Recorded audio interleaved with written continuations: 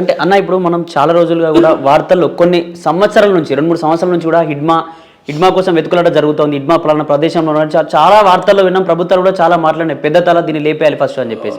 అంటే అంత పెద్ద క్యాండిడేట్ అతను చెప్తే చాలా ఆదివాసీలు వింటారా, లేకపోతే ఏంది అసలు అతని యొక్క చరిత్ర ఏంటి? ఇప్పుడు ఆయనే ఇప్పుడు చరిత్ర అంటే ఇప్పుడు లాస్ట్ సీసీ మెంబరు సెక్రటరీ, దాదాపు సంవత్సరంన్నర 2024 నుంచి ఆయన సీసీ మెంబర్ సెక్రటరీ.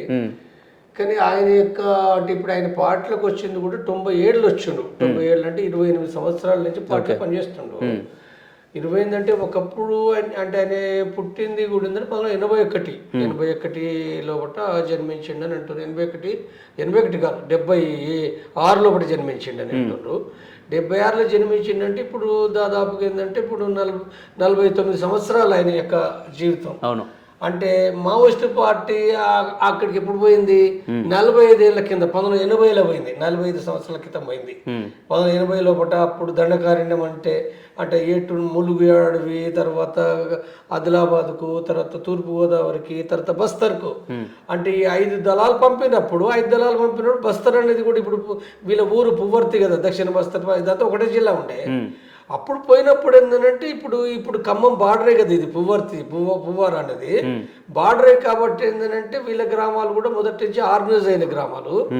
అంటే ఒకప్పుడు అంటే ఆర్గనైజ్ అయినప్పుడు అంటే ఆయన ఇప్పుడు మనం దాన్ని లెక్కేసుకుంటే అంటే ఆయన వయసు అంటే పార్టీ ఆనాటికి పోయేనాటికి ఆయనకి 5 సంవత్సరాలు 6 సంవత్సరాలు చిన్న పిల్లగాడు ఉంటాడు.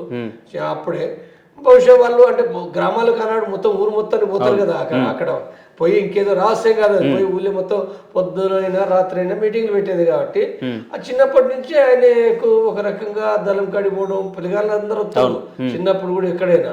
కాబట్టి వాళ్ళకి అక్కడి నుంచి ఏంటంటే ఉగ్గుపాలతోటే ఒక రకంగా చెప్పాలంటే మావోయిస్టు పార్టీ పాటలు, తర్వాత రాజకీయాలు, మాటలు ఇవన్నీ కూడా అబ్బుతాయి కదా. ఇక ఎక్కడైనా దళం పోయిందని అంటే వస్తారు, ఊళ్ళో పిల్లగాళ్ళు అందరూ వస్తారు, చిన్న పిల్లగాళ్ళు అందరూ వస్తారు, ముసలోళ్ళు వస్తారు, మహిళలు వస్తారు.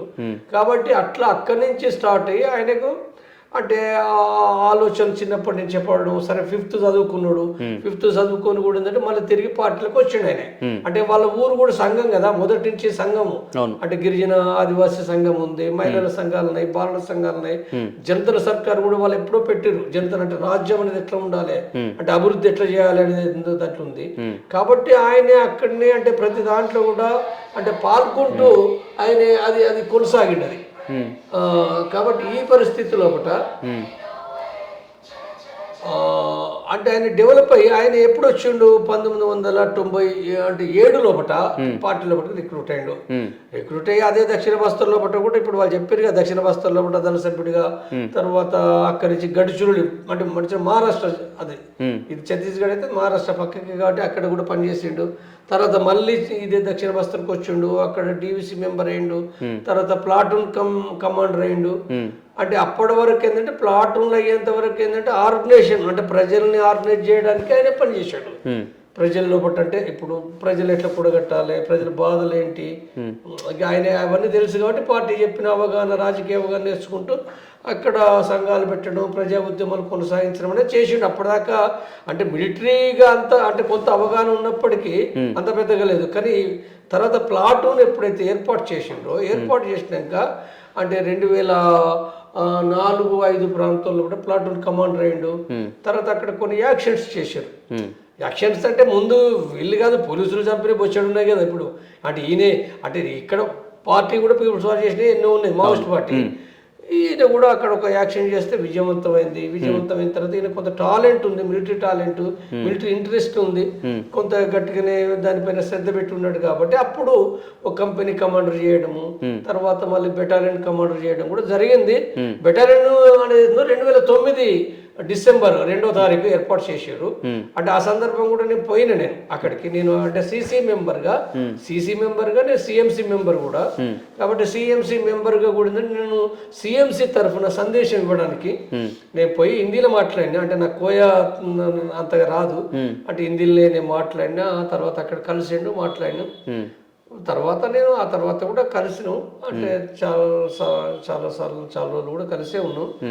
అంటే ఇడుమా జీవిత చరిత్ర ఏదిందో ఆ తర్వాత చాలా యాక్షన్లు గమనిస్తే ఏంటంటే అంటే చాలా యాక్షన్లు అంటే మావోయిస్ట్ పార్టీ చేసినవి చాలా ఉన్నాయి. ఒరిస్సాలో చేసారు, జార్ఖండ్లో చేసారు, తెలంగాణలో చేసారు, ఈ మధ్యప్రదేశ్లో చేసారు. ఇవన్నీ ఆయన కాదు కదా. అంటే ఎక్కడ యాక్షన్ చేసినా ఇడుమా పేరు అనేది కరెక్ట్ కాదు. అది తర్వాత ఇడుమా చేసినవి కూడా ఏంటంటే 2005-6 కంటే ముందు 6-7 కంటే ముందు దక్షిణ బస్తర్లో వేరే వాళ్ళు చేశారు. దక్షిణ బస్తర్లో ఆయన బెటాలియన్ అంటే దక్షిణ బస్తర్లో అంటే మళ్ళీ దక్షిణ బస్తర్లో చేసినవి ఆయనే అని కూడా కాదు. మళ్ళీ మిలిషియా వాళ్ళు చేసిన వాళ్ళు, ప్లాట్ రూమ్స్ చేసినవి ఉన్నాయి, కంపెనీ చేసినవి ఉన్నాయి. తను ఇక్కడ కొన్ని యాక్షన్స్ లో కొన్ని చేసిండు. సరే ఎన్ని సంఖ్య ఏంటి మనకు అనవసరం. అది అన్ని ఈ లెక్క అన్ని చంపడానికి ఇప్పుడు ప్రచారం అందరిని చంపడానికి ఈయన కారకుడు అనేది అది పచ్చి అబద్ధం ప్రచారం. అది కరెక్ట్ కాదు. సరే ఇడుమా కూడా ఏంటంటే ఆయన కొంత టాలెంట్ ఉన్నది. ఆయన కొంత దానిపైన మిలిటరీ విషయాలపైన కూడా ఒక కేంద్రీకరించి అంటే ఆయన ఎట్లా ఉంటుంది అంటే నేర్చుకునే కాడ కూడా శ్రద్ధగా నేర్చుకోవడం ఉంటుంది. అది రాజకీయాలైనా మిలిటరీ అయినా లేదా భాష నేర్చుకున్నాడైనా. ఉదాహరణకు హిందీ భాష ఉంది. ఇప్పుడు ఆయనకు కోయ భాష కదా అక్కడ. హిందీ అనేది అందరు ప్రజలందరూ మాట్లాడరు కదా. హిందీ భాష ఆయన పట్టుబట్టి నేర్చుకున్నాడు ఆయన. సాధారణంగా అక్కడ ఆదివాసీ జనాలు ఏంటంటే తెలుగు నేర్చుకుంటారు. ఎందుకంటే తెలుగు నాయకత్వం ఉంది కదా. అంటే ఎక్కువ తెలుగులో ప్రింట్ చేసినాయి కాబట్టి తెలుగు నేర్చుకున్నారు చాలా మంది. ఈయన కొంత తెలుగు నేర్చుకున్నాడు కానీ తెలుగును పక్కకు పెట్టి హిందీ పట్టుబట్టి నేర్చుకున్నాడు. ఎందుకంటే దేశం అంతా కూడా అర్థం కావాలంటే హిందీ నేర్చుకోవాలి అనే దాంతో ఆయన పట్టుబట్టి హిందీ నేర్చుకున్నాడు. హిందీ పుస్తకాలు చాలా చదువుతాడు, మంచి అర్థం చేసుకుంటాడు, రాస్తాడు, అంత మంచిగానే రాస్తాడు ఆయన.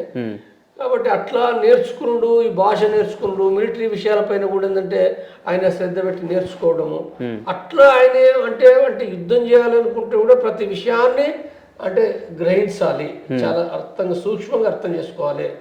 శత్రు బలాన్ని ఏందో అర్థం చేసుకోవాలి, మన బలాన్ని అర్థం చేసుకోవాలి, అక్కడ ప్లాన్ ఏం చేయాలి, అంబుష్ ఎట్లా చేయాలి, ఎట్లా రైడ్ చేయాలి అనేది ఉందో అనేక విషయాలు, ప్రతి చిన్న విషయాన్ని కూడా దాన్ని అర్థం చేసుకుంటూ దానికి తగినట్టు కూడా అక్కడ తన కేడర్ బెటాలియన్ కంపెనీ ఏదైతుందో వాళ్ళను సిద్ధపరచడం, మోటివేషన్ చేయడం చేస్తూ ఏంటంటే దాన్ని సక్సెస్ చేయడం. అంటే ఆ సక్సెస్ చేసేటప్పుడు కూడా ఎంత అంటే అదిగా ఉన్నప్పుడు కూడా ఏంటంటే దాన్ని అంటే ఆ రకంగా దాన్ని అంటే విజయవంతం చేయాలని దాంతో కూడా ఏంటంటే అది ఉంటుంది. అంటే ఆ రకంగా ఆయన చేసి చాలా యాక్షన్లు సక్సెస్ అయినాయి.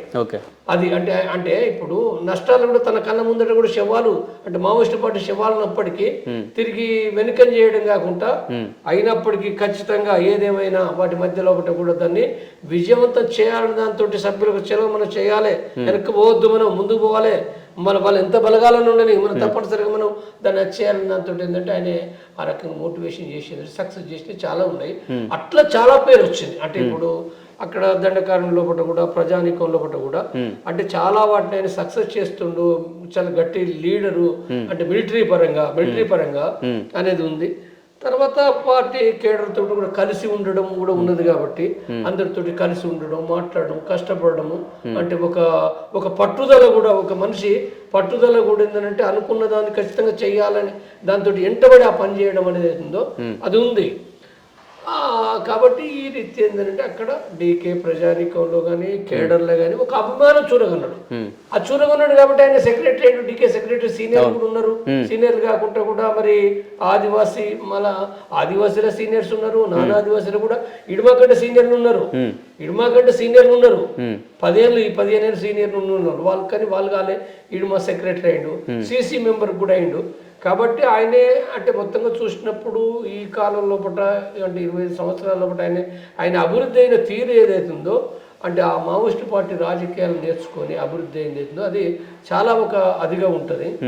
తర్వాత ఆదర్శంగా కూడా తీసుకుంటారు. ఇడుమా ఉండే పద్ధతి కానీ జీవితం కానీ ఇవన్నీ అక్కడ కేడర్కు ఒక ఆదర్శమైన జీవితం ఉంటుంది. అయితే ఆయన ఇప్పుడు ఆదివాసీ అన్నట్టు ఇప్పుడు ఇక్కడ చెప్పాల్సిందంటే ఆదివాసీ నాయకుడే, కానీ ఆదివాసీల కోసమే ఆయన చేయలే. మావోయిస్ట్ పార్టీ కూడా ఆదివాసీల కోసమే కాదు, మొత్తంగా భారత విప్లవం కోసం కదా వాళ్ళు చేసింది. నూతన ప్రజాస్వామ్య విప్లవం అన్నారు కదా. ఇక్కడ కులాలు వద్దు, మతాలు వద్దు, అసమానతలు వద్దు, అన్యాయాలు వద్దు, అణచివేతలు వద్దు, పెట్టుబడిదారులు దోపిడి వద్దు, భూస్వాములు దోపిడి వద్దన్నారు. కాబట్టి ఈ దోపిడికి వ్యతిరేకంగా ఒక శ్రమజీవుల రాజ్యం రావాలి అనే విషయాన్ని వాళ్ళు మొదటి నుంచి చెప్తుండ్రు. ఇడుమా కూడా అదే రాజకీయాలు నేర్చుకొని ఆయన ఒక ఓన్లీ ఆదివాసుల కోసమే కాదు, భారత విప్లవానికి ఒక నాయకుడిగా ఆయన అభివృద్ధి అయిన తీరే తప్ప మరొకటి కాదు అది. కాబట్టి అది మావోయిస్టు పార్టీకి